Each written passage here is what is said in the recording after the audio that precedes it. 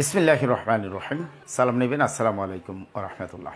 সম্মানিত sir madam, আপনারা জানেন যে গত 11 তারিখ মাননীয় শিক্ষা উপদেষ্টার সাথে জাতীয়করণ প্রত্যাশী জোটের নেতৃবৃন্দ সাক্ষাৎ করে সেখানে আমি সরাসরি উপস্থিত ছিলাম।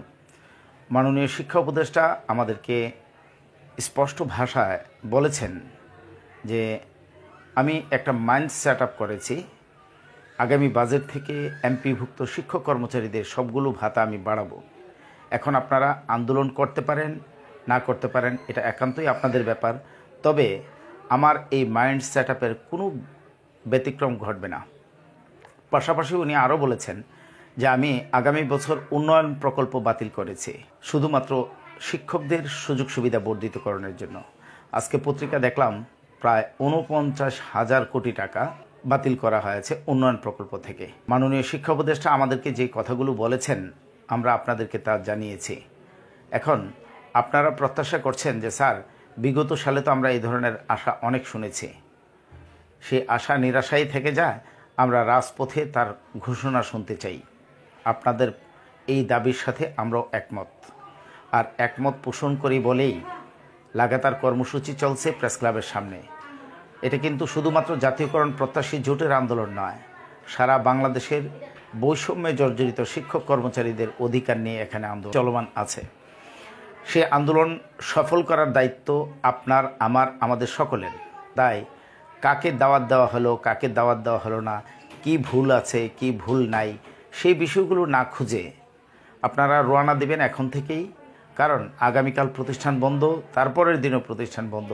মাত্র 2 দিনের ছুটি যদি আপনারা নিয়ে আসতে পারেন রবি সোম, আশা করি যে আমরা আগামী 4 দিনের মধ্যে ইনশাআল্লাহ আমাদের সেই লিখিত প্রজ্ঞাপন বা ঘোষণা নিয়ে আমরা ফিরতে পারব। ইতিমধ্যে গোয়েন্দা সংস্থা কিছুক্ষণ পরপরই আমাদের কাছে আসে। আপনারা জানেন যে আন্দোলন সংগ্রাম চলা অবস্থায় গোয়েন্দা সংস্থারা রিপোর্ট নিতে আসে। তারা আমাদের কাছে খবরাখবর নিয়েছে। আমরা তাদেরকে বলেছি যে মাননীয় শিক্ষা উপদেষ্টা আমাদেরকে এই কথা বলেছেন, আমরা শুধুমাত্র একটা লিখিত বা স্পষ্ট ঘোষণা নিয়ে এখান থেকে ফিরতে চাই। তখন বলল যে আপনাদের উপস্থিতি বাড়ান, তা সম্ভব। তাহলে আমরা কেন ঘরে বসে থাকব? আশা করি যে এখন যারা শুনছেন অথবা পরবর্তীতে শুনবেন, সবাইকে বিনীত অনুরোধ করব রওনা দেন ঢাকায়, অধিকার আদায়ের মঞ্চে। এই বৈষম্য থেকে মুক্তি পেলে সুবিধা ভোগ করবেন আপনি, আমি, আমরা সকলে।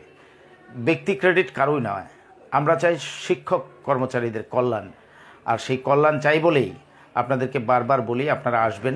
এই ঘোষণাটুকু যদি আমরা নিতে পারি, কেন ঘোষণা নেওয়ার প্রশ্ন আসে যে মাননীয় শিক্ষা উপদেষ্টা তো বলেছেই, তারপর আবার ঘোষণা নেওয়ার প্রশ্ন কেন আসে? মাননীয় শিক্ষা উপদেষ্টা যে উনি কিন্তু পরিকল্পনা মন্ত্রণালয়ে আছেন, আবার শিক্ষা উপদেষ্টার দায়িত্ব আছেন। উনি যে প্রস্তাবনা করেছেন তা কিন্তু পাশ হবে আমলাতন্ত্রের হাত ধরে এবং অন্যান্য উপদেষ্টাদের ম্যান্ডেটের উপর নির্ভর করবে, যদিও প্রাধান্য পাবে মাননীয় শিক্ষা উপদেষ্টার কথাই। তো এই বিষয়গুলো যেন কাটছাট না হয় বা আগে থেকেই যেন আমরা এনশিওর করতে পারি। যেমন শিক্ষানবিশ ডাক্তারদের কিন্তু লিখিত দেওয়া হয়েছে, রেলওয়ে কর্মচারীদেরকে কিন্তু লিখিত দেওয়া হয়েছে, যারা এই পর্যন্ত সুবিধা ভোগ করে গেছে প্রত্যেকেরই কিন্তু লিখিত দেওয়া হয়েছে। তাহলে আমাদের নয় কেন? আমরা কেন ধোঁয়াশার মধ্যে থাকব? তাই আপনাদেরকে অনুরোধ করব, যারা এখন পর্যন্ত আসতেই চেয়েছিলেন আসেন নাই, অবজারভেশনে আছেন, আপনাদেরকে অনুরোধ করব প্রেস ক্লাবের সামনে আসার জন্য। আমাদের দরকার হাজার হাজার শিক্ষক। হাজার হাজার শিক্ষক উপস্থিতি হলে প্রেস ক্লাবের কানায় কানায় যখন ভরপুর হয়ে যাবে, গাড়ি চলাচল একটু বিঘ্ন হবে, সাথে সাথে ফোন যাবে সচিবালয় থেকে নেমে এসে আমাদেরকে সেই ঘোষণা দিবে। এখন এই 2 দিন যাবৎ যে কর্মসূচি চলছে, যেই উপস্থিতি, সেই উপস্থিতি দিয়ে কিন্তু লিখিত প্রজ্ঞাপন পাওয়া যাবে না। তাই আপনাদের কাছে খোলামেলা বলতে তো কোনো সমস্যা নেই। আমরা আপনাদের অধিকার আদায়ের মঞ্চ তৈরি করব, আমরা চেষ্টা করব। আপনারা শুধু বাসা থেকে অভিনন্দন জানাই স্যার, শুভেচ্ছা জানাই স্যার, এগিয়ে যান স্যার, সফল হব স্যার, শুভকামনা রইল স্যার, এই সকল বিশেষণে বিশেষায়িত না করে, বিশেষণমূলক বাক্য ব্যবহার না করে আপনাদের উপস্থিতি কামনা করছি। তাই আমি যাদেরকে আগে বলেছিলাম, যারা নাকি আপনারা গাড়ি ঠিক করেছিলেন, অনেকে টিকিট কেটেছিলেন, ভুল বুঝাবুঝি যাই হোক না কেন, আপনাদেরকে অনুরোধ করব এখনই রওনা দিবেন। আগামীকাল, এর পরের দিন, এর পরের দিন এবং এর পরের দিন, এই 4 দিনের মধ্যে, হতে পারে 3 দিনের মধ্যে আমরা ঘোষণা পেতে পারি, উপস্থিতি নির্ধারণ করবে। কারণ গোয়েন্দা সংস্থারা কিন্তু বারবার ছবি তুলে এগুলো কিন্তু মাননীয় প্রধান উপদেষ্টার দফতরে জমা দেয়। এটা যারা আমরা আন্দোলন করি তারা জানি বিষয়গুলো। এখন এই উপস্থিতি দিয়ে কিন্তু রিপোর্ট ভালো যায় না। তাই রিপোর্ট ভালো যাওয়ার জন্য বা আমাদের পক্ষে রিপোর্ট যাওয়ার জন্য আমাদের সকলের উপস্থিতি দরকার। আপনি কোন সংগঠন করেন, আপনাকে কেন আমরা দাওয়াত দিলাম না, এই মান অভিমানের সময় এখন নয়। আমরা চাই যে অন্তর্বর্তীকালীন সরকারের সময়ে এটাই হবে আমাদের শেষ আন্দোলন এবং এটাই হবে আমাদের প্রাপ্তির আন্দোলন। আর নির্বাচিত সরকার আসলে একটা সুযোগ সুবিধা দিয়ে 1 বছর, আর এক সুযোগ সুবিধা দিতেই লাগবে 3 বছর, যে একটু আর্থিক সচ্ছলতা আসুক, আমরা একটু বুঝে শুনে নেই, তারপর ইত্যাদি ইত্যাদি। আর অন্তর্বর্তীকালীন সরকারের কাছ থেকে যদি আমরা, যেহেতু মাননীয় শিক্ষা উপদেষ্টা স্পষ্ট করে বলেছেন যে আমি প্রত্যেকটা সুবিধা বর্ধিতকরণ করতে চাচ্ছি, সেই জন্য এই মোক্ষম সময়টাকে আপনারা হেলায় ফেলায় বা অবহেলার মধ্যে না রেখে আপনারা সকলে আসবেন। আপনাদের সকলের উপস্থিতির মাধ্যমে তা সফল হবে এমনটাই প্রত্যাশা করছি। সম্মানিত স্যার ম্যাডাম, আজকে আমরা যে বিষয়গুলো নিয়ে আলোচনা করেছি, আমরা হয়তোবা রবিবার থেকে 2-1 ঘন্টা কর্মবিরতিতে যেতে পারি। আগামীকাল তার ঘোষণা দেওয়া হবে।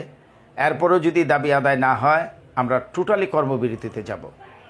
তো আশা করি যে আপনারা এই বিষয়গুলো উপলব্ধি করতে পেরে আপনার সক্ষমতা বা আপনার দাবির যৌক্তিকতা সরকারের কানে তখনই যায় যখন সরব উপস্থিতি থাকে। আমরা এই বারবার কূটনৈতিক তৎপরতা চালানোর কারণে অনেক কিছুই আমরা এগিয়েছি। এখন ফাইনাল যে ডিসিশনটা আসবে এটা কিন্তু আমাদের উপস্থিতির মাধ্যমে আসতে পারে। আশা করি যে সবাইকে বিষয়টা বোঝাতে পেরেছি। আর নতুন করে বোঝানোর কিছু নাই। এখন পর্যন্ত যারা রওনা দেন নাই তাদেরকে বলবো এখনই রওনা দিবেন। এই অজুহাত দেখাবেন না যে স্যার আমার তো প্রতিষ্ঠান খোলা, আমার প্রতিষ্ঠান প্রধান ছুটি দেয় না। তাদের জন্য বলবো শুক্র শনিবার বন্ধ, আপনি ইচ্ছা করলে আসতে পারেন। আর কোনো প্রতিষ্ঠান প্রধানের কাছে যদি বলেন যে স্যার আমি আন্দোলনে যাচ্ছি, আমাকে রবিবার সোমবার ছুটি দিতে হবে, আমার মনে হয় একটা প্রতিষ্ঠান থেকে 2 জন বা 3 জন শিক্ষককে ছুটি দিতে কোনো প্রতিষ্ঠান প্রধান বাধা দিবে না। কারণ ইতিমধ্যে আমরা সামারিটা জানতে পেরেছি যে আমাদের কি হতে যাচ্ছে এবং সেই হতে যাওয়াটা কনফার্মেশনের জন্যই আমাদের এই কর্মসূচি। আশা করি সবাইকে বার্তাটুকু দিতে পেরেছি।